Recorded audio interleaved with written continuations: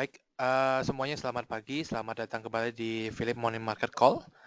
Untuk edisi hari ini hari Rabu ya, hari ini Bapak Ibu ditemani oleh saya Edward. Dan seperti biasa kita akan membahas untuk indikasi IHSG, lalu ada stocks to watch ya untuk hari ini. Mungkin langsung saja kita mulai.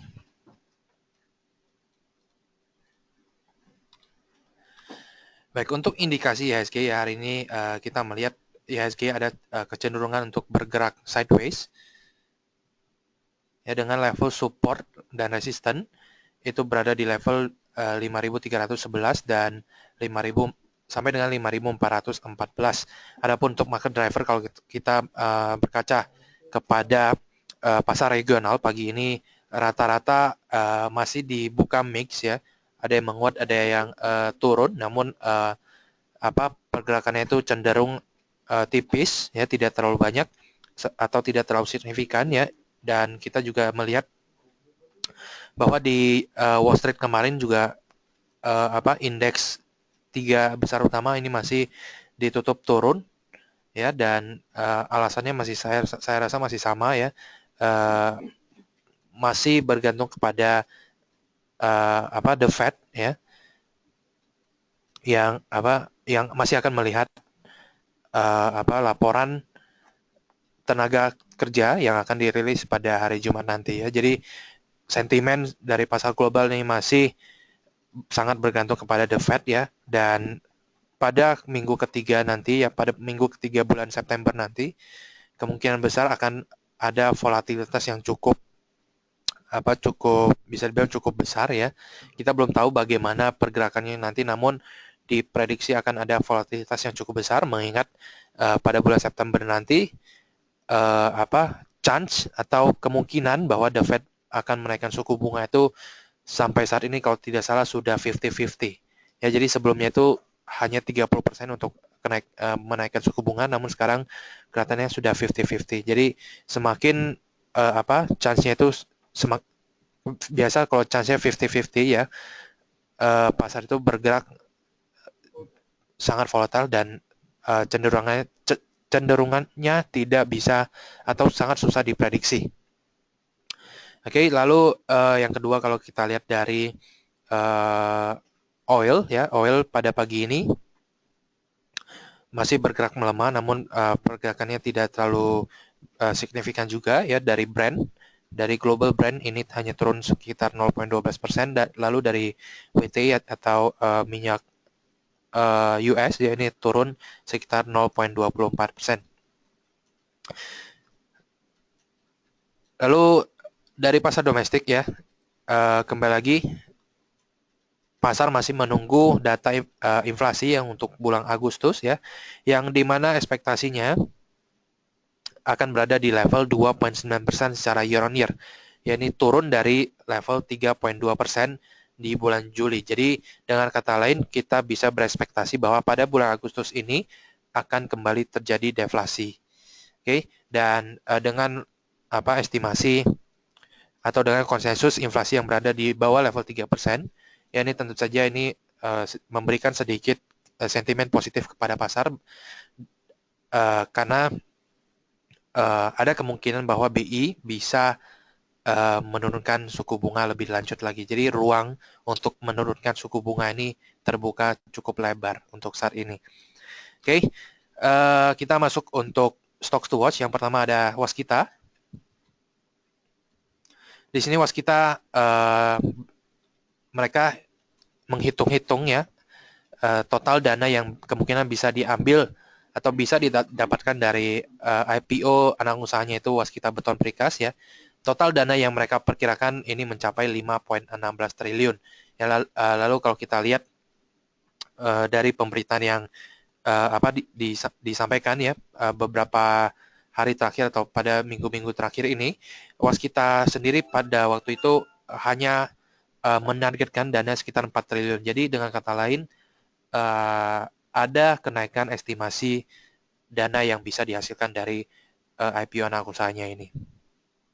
Oke, lalu yang kedua dari Antam. Untuk Antam sendiri mereka kembali berhasil membukukan net profit ya sebesar 11 miliar rupiah pada first half tahun ini.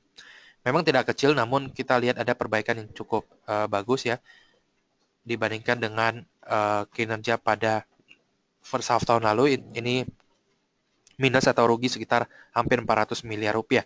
Namun kalau kita revenue ini sebenarnya turun cukup dalam ya, dan hanya sekitar 4 triliun rupiah ya, ini turunnya hampir 50%.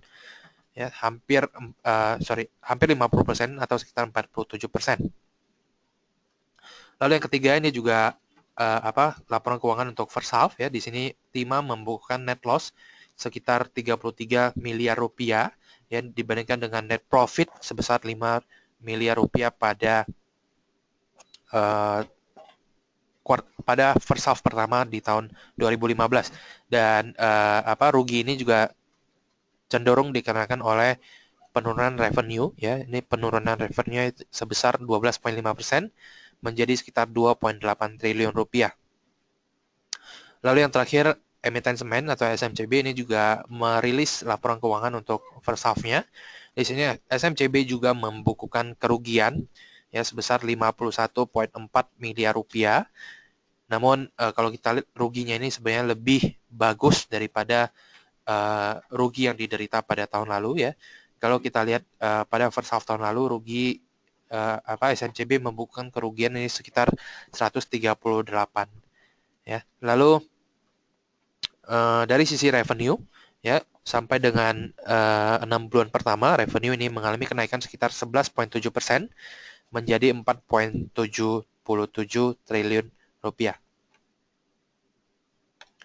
Oke Bapak Ibu, kita masuk untuk sesi tanya jawab ya. Bagi Bapak Ibu yang memiliki pertanyaan bisa langsung disampaikan melalui question box yang telah kami sediakan. Dan juga seperti biasa ya, Twitter dan juga email kami juga sudah kami sediakan di sini bagi Bapak yang ingin menanyakan melalui Twitter dan email. Lalu untuk Bapak Ibu yang ingin mereview ulang ya atau ingin menyaksikan ulang sesi PMMC pada pagi ini, kami akan mengupload sesi pada pagi ini di akun YouTube kami ya, yaitu di Research Desk Philips Securities Indonesia.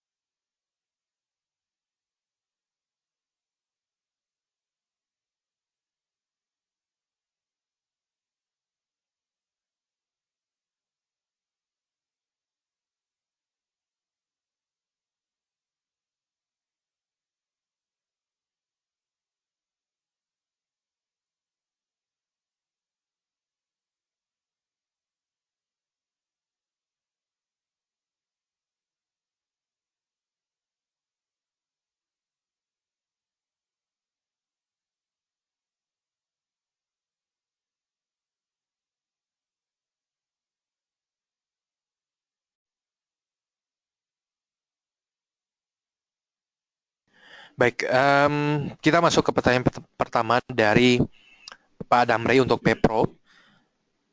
Mohon info support dan resisten saham Pepro dan untuk midterm, apakah oke untuk di-keep? Baik Pak, kalau ditanya untuk support ya, berhubung Pepro ini naiknya sudah tinggi ya, mungkin support kita ambil dari time frame daily saja. Ya kelihatannya lebih kelihatan. Ya jadi untuk support saat ini kalau kita bisa mengambil level support ini di level 735 sampai dengan level 700 ya, saya rasa ini support yang cukup bagus. Coba saya delete dulu. Oke. Nah, untuk level support ya, ini ada di level sekitar 730 sampai dengan 700. Lalu untuk level resistannya sendiri ada di level sekitar 840 ya. Ini kita ambil swing high yang terakhir saja. Lalu ditanya apakah masih oke di keep untuk jangka menengah atau untuk mid term-nya. Kalau kita lihat jangka menengah, um,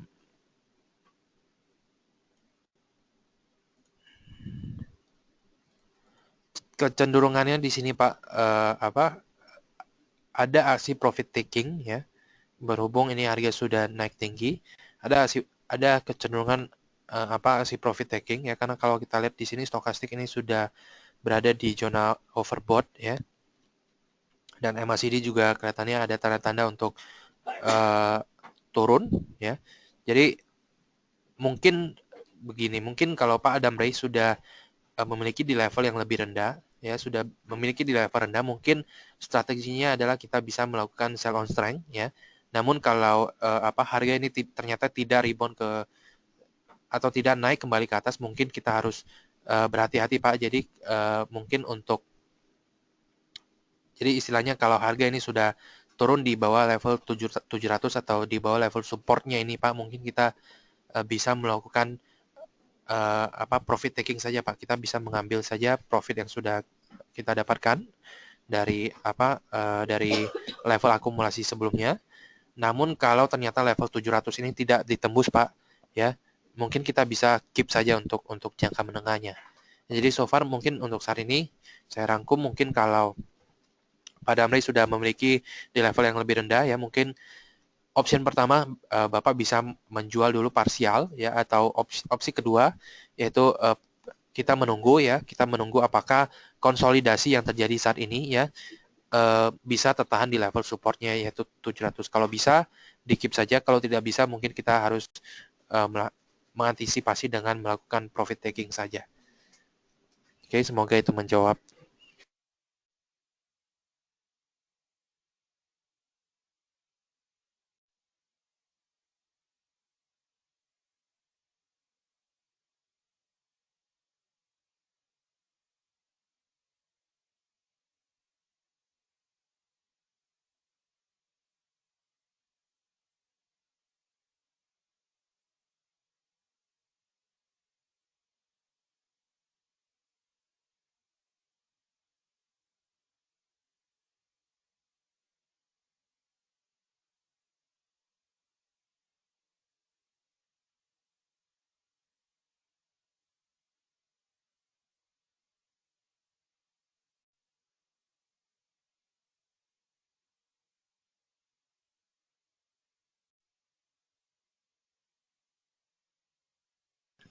Baik, lalu di sini pertanyaan dari Pak Hendra.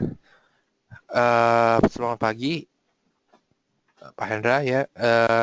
Review Aisyah, apakah ada info negatif karena kemarin sempat disiram di level 2000? Um, untuk Aisyah Pak, kelihatannya kalau dari info saya rasa tidak ada info yang signifikan ya, tidak ada berita yang signifikan ya.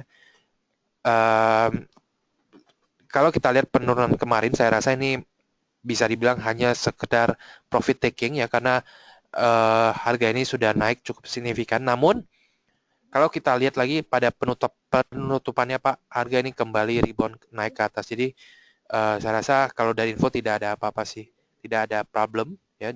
Dan mungkin kalau penurunannya ini hanya sekedar profit taking saja Pak. Namun uh, pada penutupannya ya ini kembali lagi di koleksi.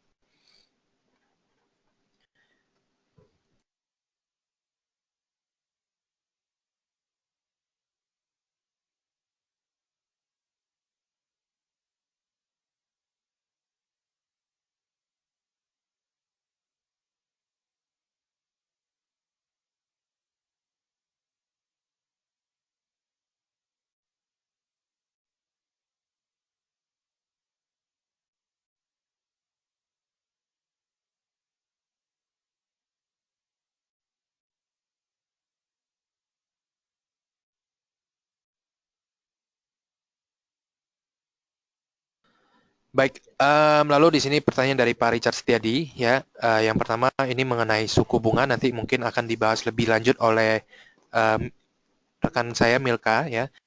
Lalu untuk yang jasa marga Pak, kalau kita lihat jasa marga ini kemarin sempat turun ya, hampir mencapai level 4.800, which is itu hampir mencapai level entry point kami Pak. Ya, jadi kemarin juga kami sempat membahas untuk jasa marga ya. Di sini kami merekomendasikan untuk masuk di level 4.800.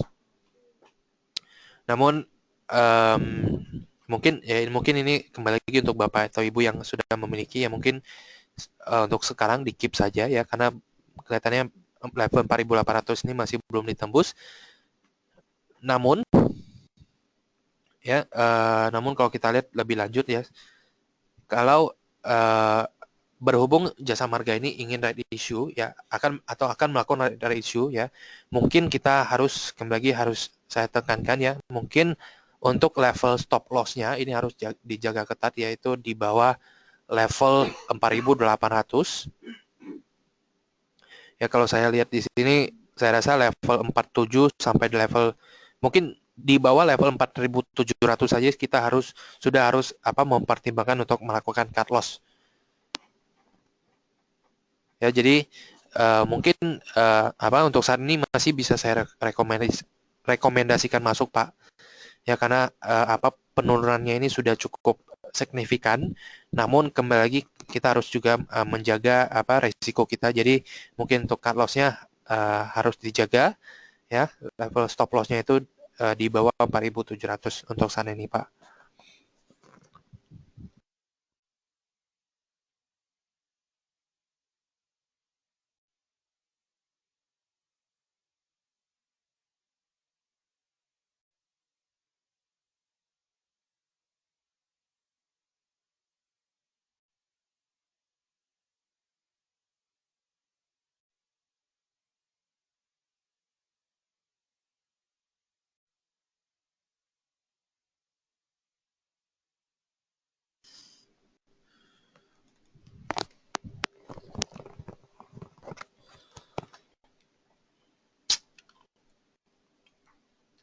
Baik, pertanyaan selanjutnya dari Bapak Piong yang menanyakan untuk analisa PSAB kemarin naik dan saham BEX.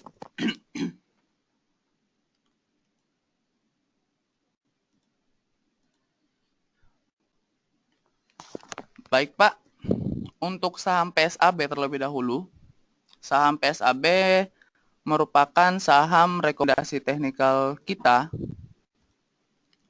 pada tanggal 26 Agustus. Satu dari 3 saham yang kita rekomendasikan yaitu RALS, ITMG, dan terakhir PSAB.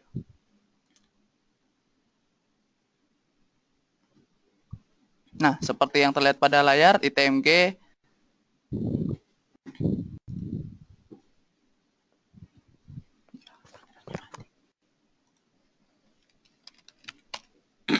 baik, tampaknya portofolionya ada masalah. Di sini masih ada trading plan untuk PSAB. Tampak jelas untuk PSAB, level entry point kita pada tanggal 24 Agustus itu di level 314.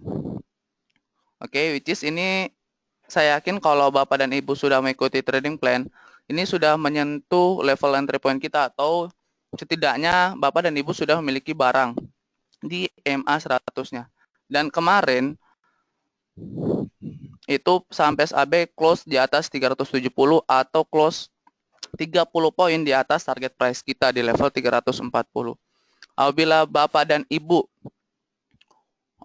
mengikuti trading plan kami untuk saham PSAB, seharusnya dalam waktu 2 hari bursa, Ibu apabila Bapak dan Ibu sudah take profit di level 340, harusnya sudah merealisasikan profit sebesar kurang lebih 8%. Tetapi apabila masih hold sampai sekarang, seharusnya profitnya kurang lebih 18% dalam waktu 2 hari. Jadi saya ucapkan selamat kepada Bapak dan Ibu yang mengikuti trading plan kami. Nah, Untuk kedepannya saham PSAB tampaknya ada kecenderungan saham PSAB ini akan koreksi pada hari ini, mengingat kalau kita perhatikan kemarin apabila saham PSAB ini menguat cukup tajam, biasanya pada keesokan harinya saham PSAB ini ada koreksi dan itu merupakan koreksi sehat. Tetapi apabila Bapak dan Ibu belum mempunyai barang, boleh dicoba masuk di level entry selanjutnya di sekitar level MA20 atau di sekitar level 350 sampai 355. Dan untuk level target price selanjutnya di sekitar level 380 sampai 385.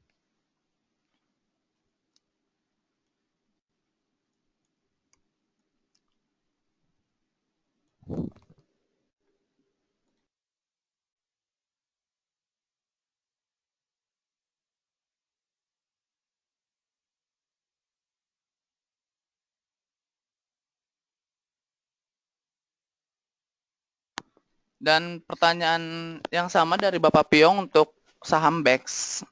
Kami sebetulnya tidak merekomendasikan Bapak untuk masuk ke saham BEX, mengingat saham BEX ini volatilnya sangat tinggi dan boleh dikatakan saham ini sangat agresif, sangat liar, karena sangat bergantung terhadap news yang ada. Mengingat kemarin sempat ada news lagi untuk saham BEX akan melakukan reg issue lagi. Kami tidak menyarankan untuk mengoleksi saham BEX untuk saat ini. Terima kasih, Pak.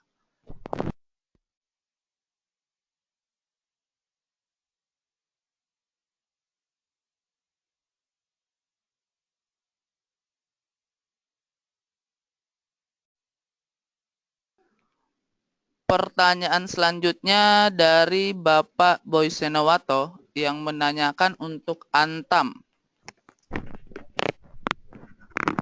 Untuk saham Antam, Pak, terlihat pada layar di sini kemarin saham Antam ini mencoba menguji MA100-nya atau di garis yang berwarna hijau ini dan tampaknya belum berhasil ditutup di bawah MA100.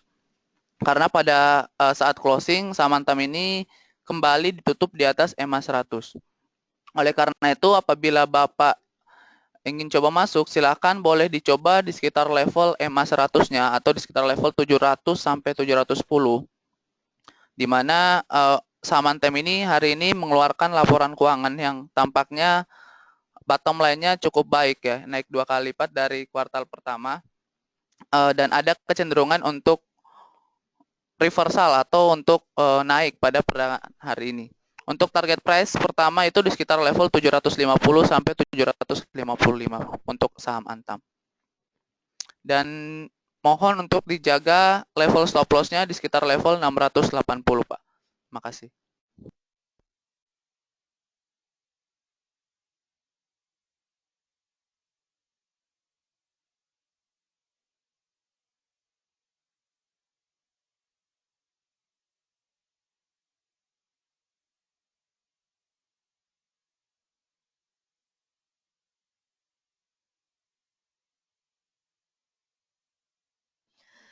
Baik, selamat pagi Bapak Ibu sekalian. Selanjutnya dengan saya Milka dan saya akan membahas sedikit pertanyaan mengenai saham-saham perbankan. Ini dari Bapak Richard Setia. Dia menanyakan jika suku bunga BI turun, inflasi turun, apakah ini positif untuk saham perbankan, terutama bank BUMN, bagaimana analisanya? Baik Pak, begini sebelumnya saya akan menjelaskan dulu bahwa untuk bisnis perbankan ini yang menjadi acuan, yang menjadi margin mereka ini pendapatan akan berasal dari kredit. Jadi dengan mereka menyalurkan kredit, mereka akan mendapatkan bunga dan disitulah mereka mendapatkan revenue atau pendapatan. Sementara dari sisi cost mereka adalah dari sisi pendanaan. Jadi ketika mereka mendapatkan dana dari deposito maupun tabungan dan juga giro, ini mereka tentu harus mengeluarkan cost di situ. Sehingga ini menjadi cost untuk perbankan sendiri. Dan untuk kondisi normal memang jika suku bunga BI turun, dan ini juga disebabkan karena berbagai macam hal, termasuk salah satunya adalah penurunan inflasi. Ini memang tentu berdampak positif kepada saham perbankan. Namun ini dengan catatan dalam kondisi normal, dalam artian bahwa jika pertumbuhan ekonomi ini masih cukup tinggi dan harga komoditas juga masih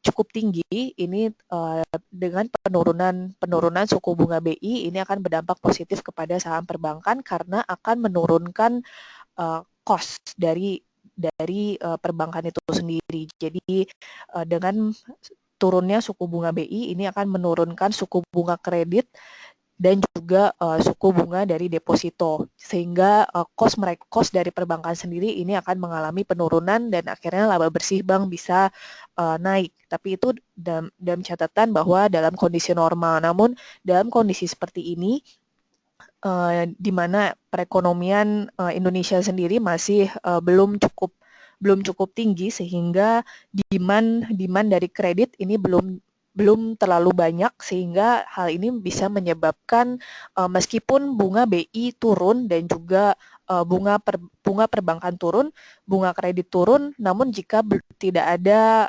permintaan kredit, dalam arti tidak ada demand yang meminta penyaluran kredit, ini tentu akan membatasi revenue atau kenaikan pendapatan dari perbankan. Di sisi lain, dari sisi cost perbankan juga tidak bisa menurunkan suku bunga lebih turun lagi, karena saat ini kalau kita lihat sudah cukup rendah untuk bunga deposito sendiri. Saat ini rata-rata sudah di sekitar 5,25%, di mana ini kalau kita lihat tidak cukup menarik dibandingkan dengan instrumen investasi lainnya, sehingga sementara perbankan ini masih membutuhkan pendanaan dari sisi deposito, sehingga mereka pada akhirnya ini akan berpengaruh kepada margin dari perbankan itu sendiri, karena dari sisi pendapatan turun, namun dari sisi cost mereka sudah tidak memiliki ruang untuk kembali mengalami penurunan karena mereka masih membutuhkan dana untuk disalurkan, sehingga hal ini akan berpengaruh kepada margin dan akhirnya bottom line mereka juga akan berpengaruh, sehingga menurut kami dalam keadaan atau kondisi saat ini dengan penurunan suku bunga BI tidak akan berdampak positif kepada perbankan, dan justru sebaliknya ini akan memberikan dampak yang cukup negatif karena akan menurunkan margin dari perbankan itu sendiri. Demikian, Pak.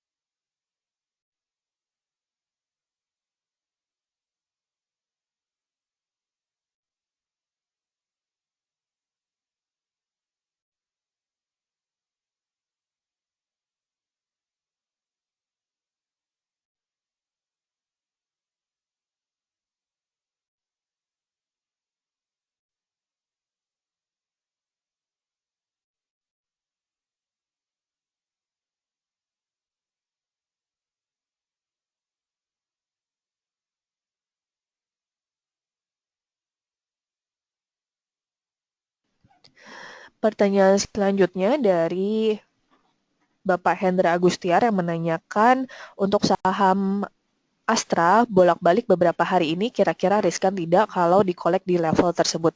Baik Pak, untuk saham Astra kalau kita lihat di sini saat ini masih menguji level EMA 20 yaitu di sekitar level 8.050 di sini, sekitar 8.035 sampai dengan 8.040, dan kalau kami lihat jika harga masih berhasil bertahan di atas level EMA 20, dalam artian masih bergerak di atas level EMA 20 hingga penutupan hari ini dan juga beberapa hari ke depan, ini kami masih bisa sarankan untuk dilakukan buy atau atau bisa mungkin mulai diakumulasi di level saat ini karena saat ini sudah mendekati level supportnya di level MA20.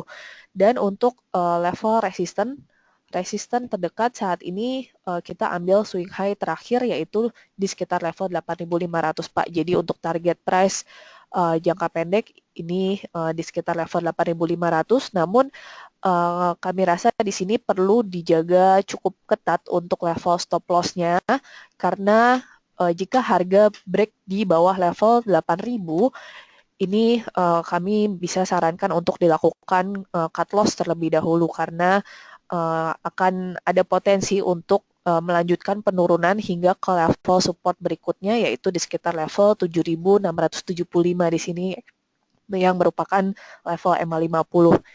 Jadi mohon dijaga ketat Pak untuk level stop loss-nya tolong dipasang di bawah level 8.000. Dan untuk mulai diakumulasi untuk saat ini sudah bisa mulai diakumulasi demikian Pak.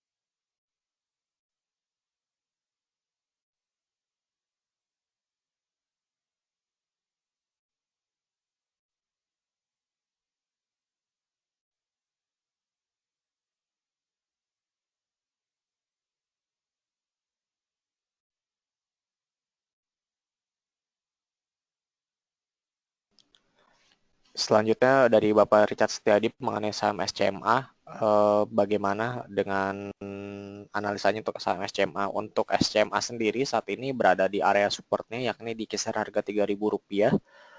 Untuk saat ini memang SCMA bergerak sideways untuk jangka panjangnya di mana ini support berada di area, jangka menengahnya support berada di area Rp3.000 dan sedangkan untuk resisten sendiri ini berada di area Rp3.500. Untuk berita sendiri, belum ada berita signifikan mengenai saham SCMA ini sendiri, namun yang pasti pada saat semester pertama yang lalu ini market share dari SCMA ini turun jika dibandingkan dengan tahun sebelumnya. Namun ini juga saya kira tidak berpengaruh banyak terhadap pergerakan SCMA saat ini, mengingat saat ini pergerakannya masih tergolong cukup sideways. Dan apabila Bapak sudah mempunyai saham SCMA di level yang tidak begitu jauh dari level Rp3.000, maka saran kami masih bisa dicoba untuk di hold terlebih dahulu.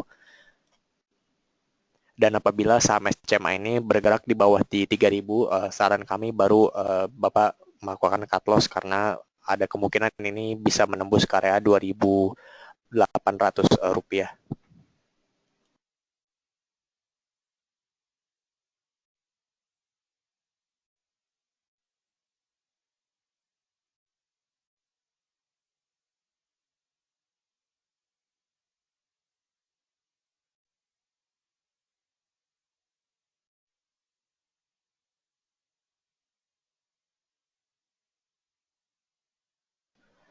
Selanjutnya untuk saham Gajah Tunggal, ini dari Bapak Boy Senowato. Untuk Gajah Tunggal sendiri bisa dicoba untuk spekulatif buy untuk saat ini di level harga 1.400 sampai dengan di harga saat ini.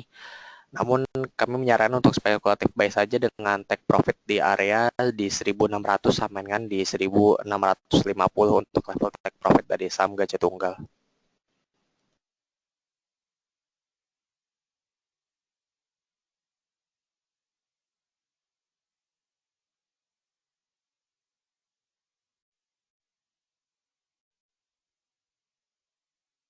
Untuk resisten dari saham BBNI ini sendiri berada di area di Rp5.950. Ini pertanyaan dari Ibu Riniwati.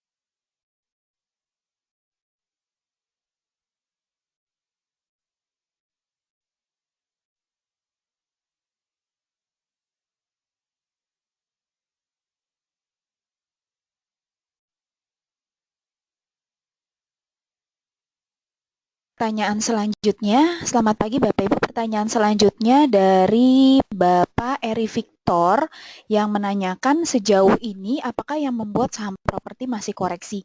Jadi Pak Eri Victor, kalau kita lihat saham properti, ini saya ambil contoh misalnya BSDE. Kalau kita lihat memang kenaikan yang terjadi di saham properti di bulan-bulan Agustus, awal Agustus kemarin, ini kalau saya pribadi menilai bahwa ini tidak wajar. Kenapa? Karena kenaikan sahamnya itu tidak diikuti dengan kenaikan kinerja. Kalau Bapak tahu bahwa kinerja dari perusahaan properti itu hampir semuanya membukukan penurunan pendapatan, yang artinya bahwa kinerja itu belum membaik hingga saat ini.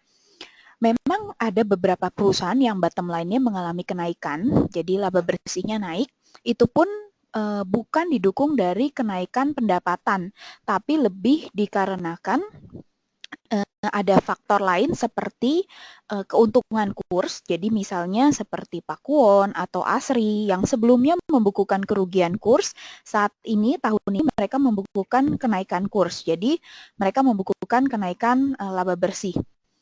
Jadi memang kami rasa kalau untuk saham properti ini wajar sekali masih koreksi dan akan kembali ke harga yang harga yang turun, mengalami penurunan, karena memang kinerjanya kami lihat untuk tahun ini belum ada perbaikan diperkirakan sampai akhir tahun. Ada beberapa faktor, walaupun memang suku bunga sudah turun, suku bunga KPR, tapi untuk saat ini yang lebih menjadi perhatian adalah memang daya beli masyarakat, terutama untuk properti menengah dan menengah atas yang banyak ditawarkan oleh emiten-emiten properti kita, ini memang permintaannya masih lemah. Yang cukup baik, permintaan yang cukup baik justru lebih untuk properti kelas menengah dan menengah ke bawah yang harganya masih murah. Jadi kami rasa memang untuk saat ini sendiri masih koreksi ini masih akan terjadi untuk saham-saham properti, demikian.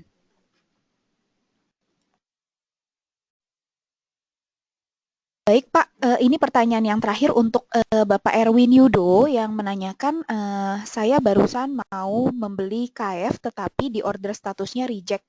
Jadi KF ini Pak untuk hari ini sendiri karena sedang disuspend oleh bursa, jadi kalau Bapak perhatikan di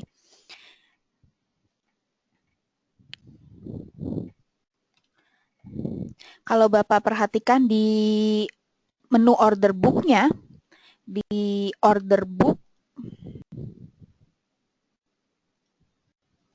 atau saya contohkan di IQ Plus ini, untuk KF sendiri ini saat ini memang tidak ada perdagangan karena hari ini disuspend. Jadi ada dua saham yang hari ini disuspend, yaitu Kimia Farma dan Semen Batu Raja, SMBR. Jadi makanya ordernya di reject otomatis oleh bursa, demikian. Baik, Bapak Ibu, karena waktu telah menunjukkan pukul 9:17, kami akhiri sesi Philip Morning Market Call pada hari ini. Kami mohon maaf apabila ada pertanyaan-pertanyaan yang belum bisa kami jawab. Kita akan bertemu kembali di sesi Philip Morning Market Call edisi esok hari di waktu yang sama. Selamat pagi dan happy trading.